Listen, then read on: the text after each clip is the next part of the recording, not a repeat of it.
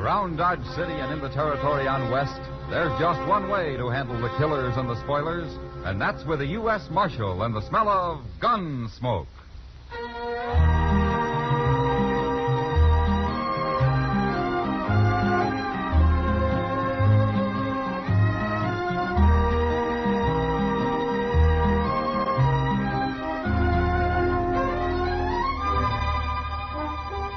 Gunsmoke, starring William Conrad. The story of the violence that moved west with young America.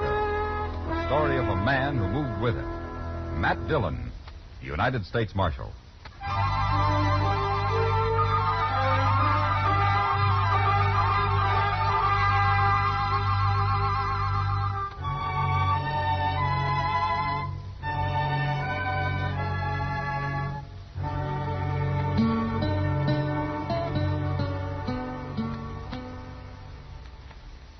Mr. Dillon?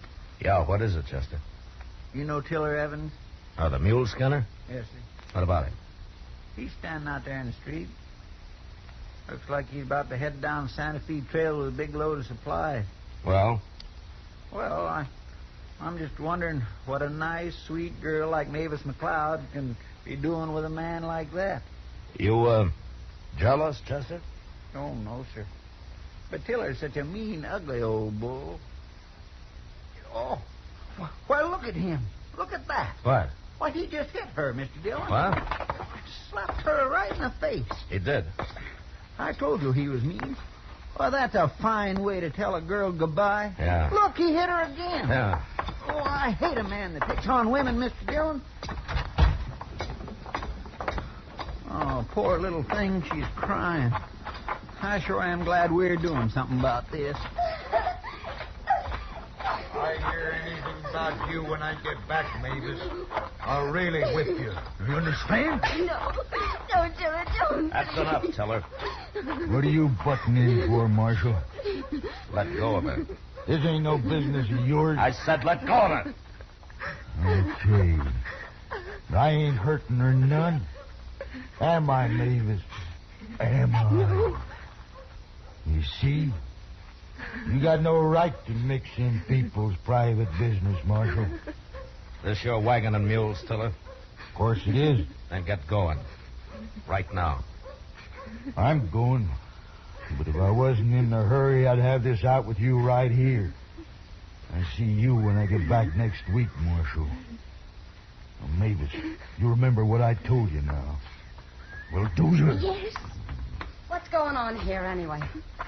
Mavis, has this beast been after you again? Don't you call me names, Kitty. I'll fix you same as her. I can't tell you from one of your mules, Tiller. Now, look ahead. Leave him alone, Kitty. You get up on that wagon box, Tiller. Now. You wait till I get back.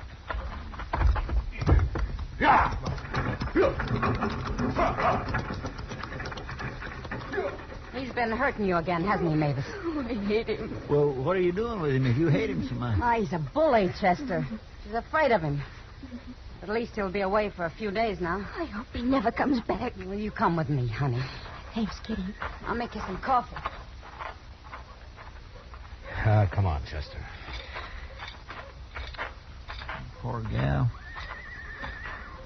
You think old Tiller's going to start trouble when he gets back?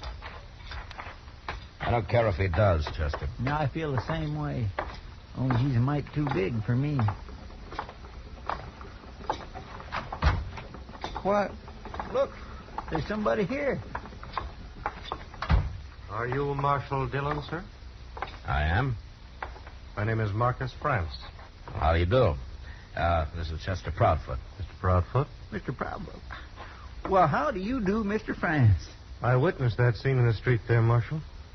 That man should be horsewhipped. He sure should.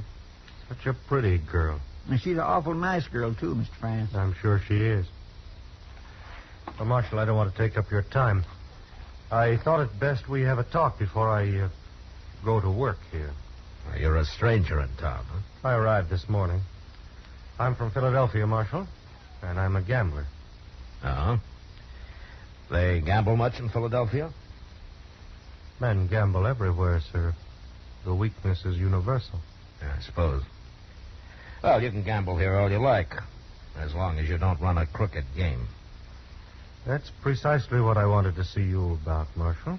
What? It's not that I'm dishonest, but I've often been accused of being so.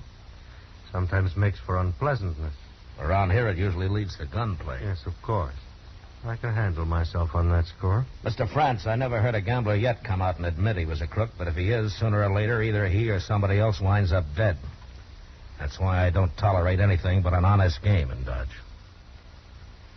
You impugn my honor, sir? He what? Never mind, Chester. Now, just what is it you want to tell me, Mr. France?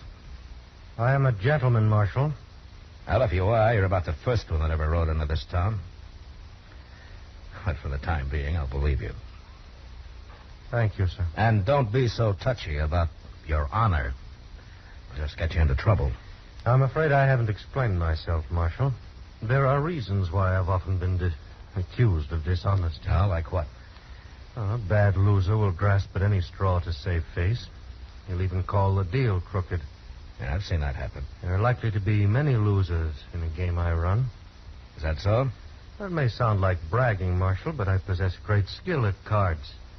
Also, I'm extremely lucky. I see. Now, you may send a man to watch the deal if you like. Perhaps Mr. Proudfoot here. Oh, sure. Why, I'd be glad to come. No. You run your game, Mr. France. If it's crooked, I'll find out soon enough. All right. But don't get the idea you're going to start shooting down every man that bothers you, no matter how good you might be with a gun.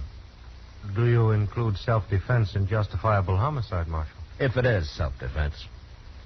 But you take to killing people, even in self-defense, and I'll have to run you out of town. Hello, Matt. Chester. Hi, Doc. Fella's been trying to sell me a new horse, Matt. I thought you'd take a look at it for me when you're through here. Sure, Doc. This is Marcus France, Doc Adams. I'm pleased to meet you, Doctor. Doc'll do. Of course. Where are you from, mister? Philadelphia, sir. Not much sun there. Son, Why, you look peaked. I've had a long journey, sir. Well, now, when you get rested up, you come see me, and I'll give you some good tonic. $1 a bottle, Mr. France. He gave me some once. I appreciate your interest, Doc. Perhaps I will call on you one day. Anytime. Now, if you gentlemen will excuse me, I'll be going. Bye, Mr. France. Goodbye. What's he doing in Dodge? He's a gambler, Doc. Why? Oh, I don't know. He seems sort of out of place around here. He says he's a gentleman. Oh, maybe that's it. Well, I've heard that easy talk before. I will soon find out just what he really is.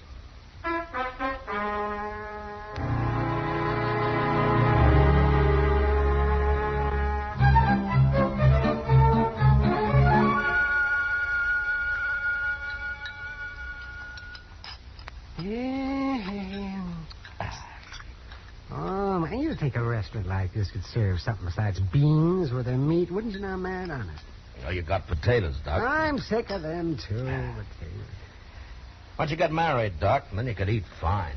Oh, the last woman that wanted to marry me was a hog and hominy cook. I don't think she ever heard of any other kind of food. Well, didn't you ever take her out? Oh, take her. Oh, man. That was in Arkansas. She didn't even wear shoes. You old liar. No, I swear. Her pappy had a saying that every woman's entitled to a baby and a bonnet. But shoes were never mentioned in that house. You must have made a handsome couple. Oh, well, of course. I was somewhat younger then. A lot younger, I hope. I was. And good thing, too. They lived in a place called Rip Shin Thicket. Rip Shin Thicket. The courting that girl was a day's work, man, believe me.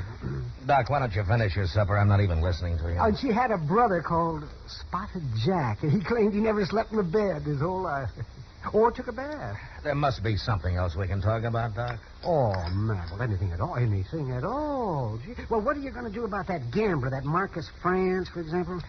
Well, I don't know yet, Doc. Well, he's been here for a week, and he's already killed a man. That was self-defense, all right. But if it happens again, he's through. You think he's dealing honest, Matt? So far, he is. Hello, Mr. Dillon. Doc? Well, Chester? Chester? Yeah, I've been over at the Texas Trail. Miss Kitty asked me to find you. Huh? Trouble? I don't know. But she said it was really important. Okay. Doc, you didn't tell me that Arkansas girl's name. Oh, well, it's a funny thing, Matt. She never told me.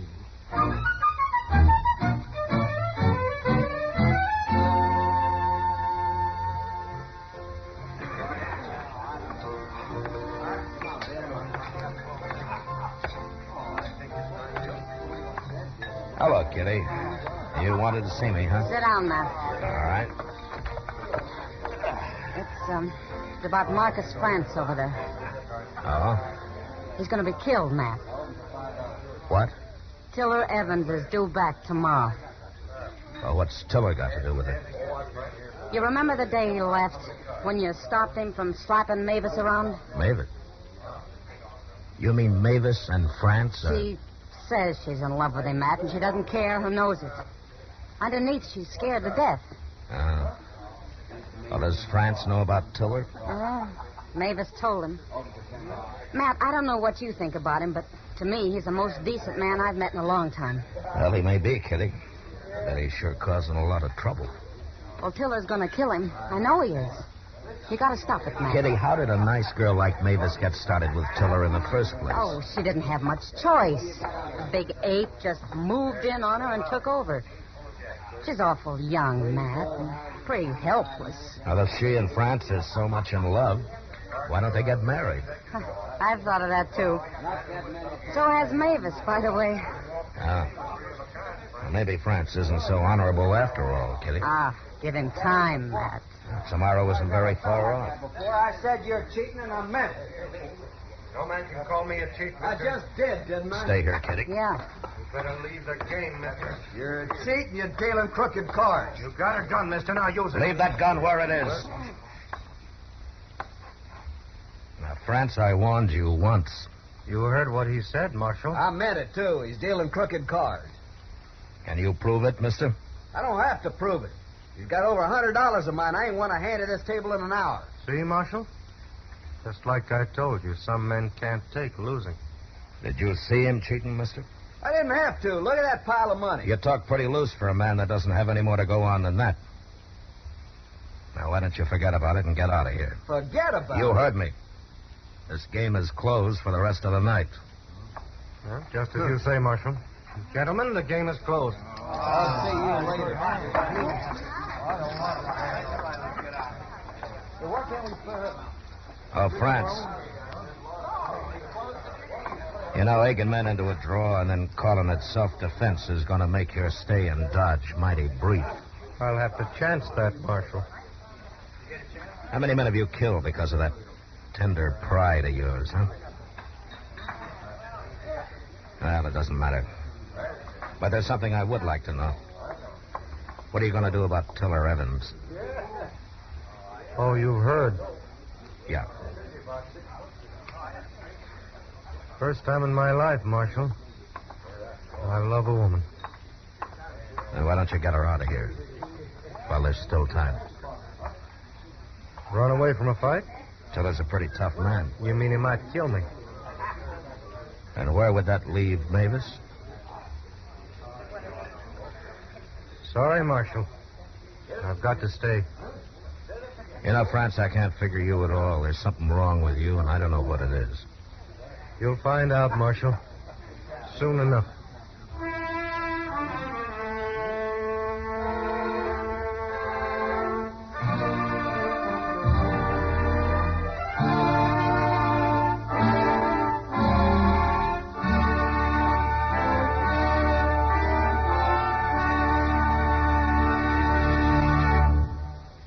We will return for the second act of Gunsmoke in just a moment. But first, tomorrow afternoon on Stage Struck, Mike Wallace and CBS Radio cover the opening of the new Broadway musical, The Girl in Pink Tights. Its star, Jean Mayer, Charles Goldner, and others in the cast will be heard. Stage Struck on most of these same stations tomorrow afternoon, opening The Girl in Pink Tights, a promising newcomer full of Sigmund Romberg's music.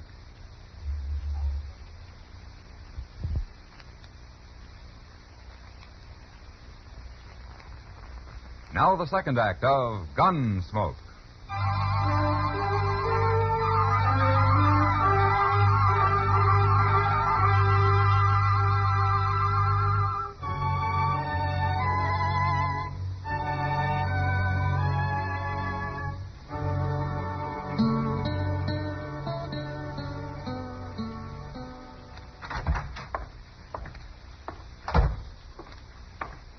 Won't be long now, Mr. Dillon. Oh, what won't be long, Chester? Cowboy just told me he passed Tiller Evans a couple mile down the trail. He'll be driving into town directly. Oh. Chester, what do you think of Marcus France? Him? Well, sir, for a fact, I'm dubitated. What? Well, he seems like such a nice fella, but he just won't do what he plain orter. Like? Get married with Mavis McLeod like she wants him to. That'd stop old Tiller. Maybe. Now, the very least he could do is run off with her. Mr. Dillon, I just hate to think what'll become of that little girl if Tiller gets her. Well, one way or another, Chester, there's about to be a killing. And I gotta try to stop it. How you gonna do it? Well, there's a stage north in half an hour. Yeah, but Mr. France won't go. Chester, you know where Mavis lives, don't you? Yes, sir. All right, go get her. I'll put her on the stage. I'll meet you there. Okay, Mr. Dillon. Now, you're gonna have to hurry.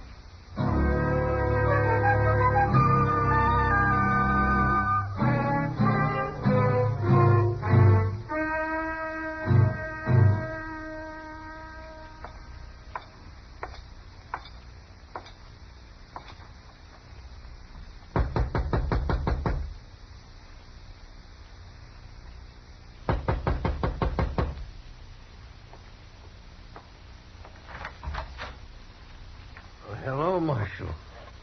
Please come in. Thank you. I am honored, sir. Would you care for a glass of whiskey? No. No, thank you. The very best money can buy. France. Tiller Evans will be here shortly. You've been looking for me, Marshal, not I for him. Well, any way it happens, there'll be a killing. One sinner less in the world. I'm a lawman, France, not a preacher. Yes, of course.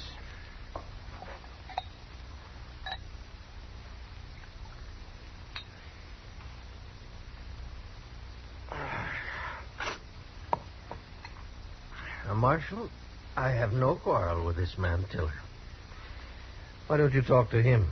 Well, he's not the kind of a man you can talk to. Well, and put him in jail for disturbing the peace or something. It'll be too late by the time the peace is disturbed. France, there's a stage leaving Dodge in a few minutes. Is there, Marshal? Mavis is going to be on it. What? Now, if you're the gentleman you say you are, he'll be on it with her. You're making a mistake, Marshal. Well, I've made mistakes before. No use arguing with you, is there? Well, if you told me what's holding you back, there might be. Shall we say I never run from a fight? I don't question that. But this time it's different. I don't believe that's your reason. You say goodbye to Mavis for me, Marshal? No. I've just decided you're going with her. I'm sorry. I'm not. Careful, Marshal. I'm always careful. No, you...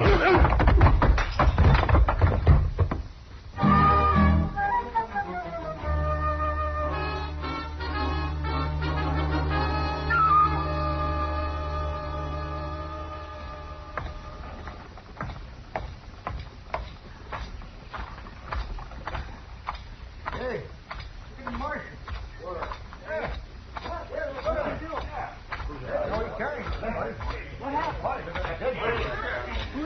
Well, forevermore. You shoot him, Mr. Dillon? Where's Mavis, Chester? She's inside the coach. I'm keeping an eye on her. All right, open the door, Chester.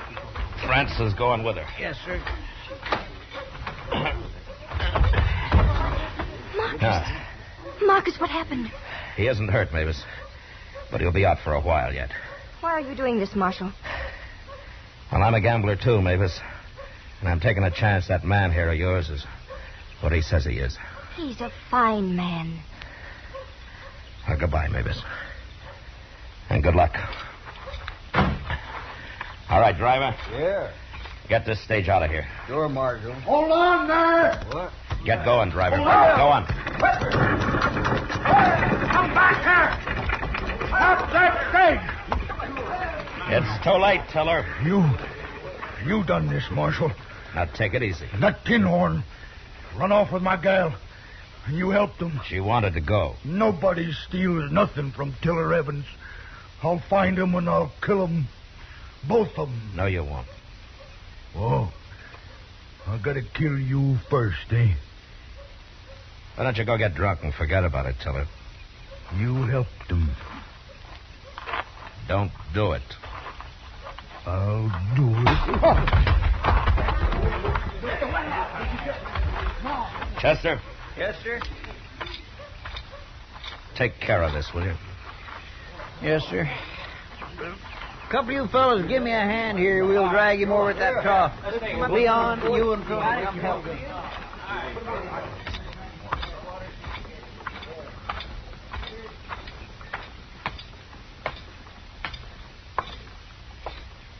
Matt, Yeah.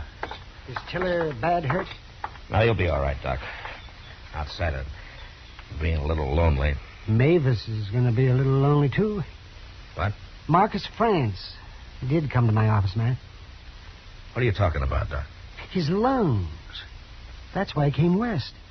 I wouldn't give him over a couple of months at the most. Mavis just isn't very lucky, is she, Doc? No, she isn't. But thanks to you, at least they'll have what time there is. He wouldn't have left with her any other way. Yeah. I guess Marcus really is a gentleman.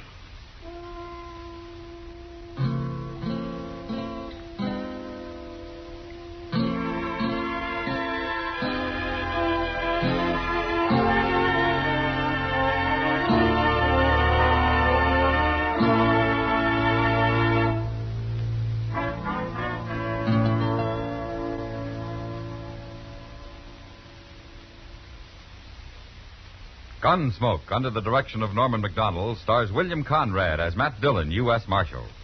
Tonight's story was specially written for Gunsmoke by John Meston, with music composed and conducted by Rex Corey. Featured in the cast were Lawrence Dobkin, Eleanor Tannen, John Daner, and Harry Bartell. Harley Bear is Chester, Howard McNear is Doc, and Georgia Ellis is Kitty. Gunsmoke has been selected by the Armed Forces Radio Service to be heard by our troops overseas. Join us again next week as Matt Dillon, U.S. Marshal, fights to bring law and order out of the wild violence of the West in Gunsmoke.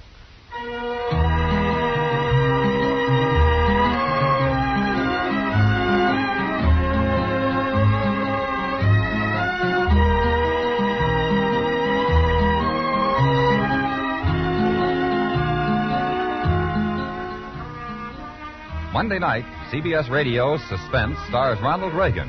The drama is an unusual one titled Circumstantial Terror. In it, a man is on trial for a killing he didn't commit, and the guilty man is on the jury. Tension mounts and mounts until the suspense is almost beyond belief. Don't miss Suspense Monday night over most of these same stations. George Walsh speaking. Stay tuned now for Gangbusters, which follows in a few minutes over most of these same stations. For more outstanding drama, remember the Lux Radio Theater, Monday nights on the CBS Radio Network.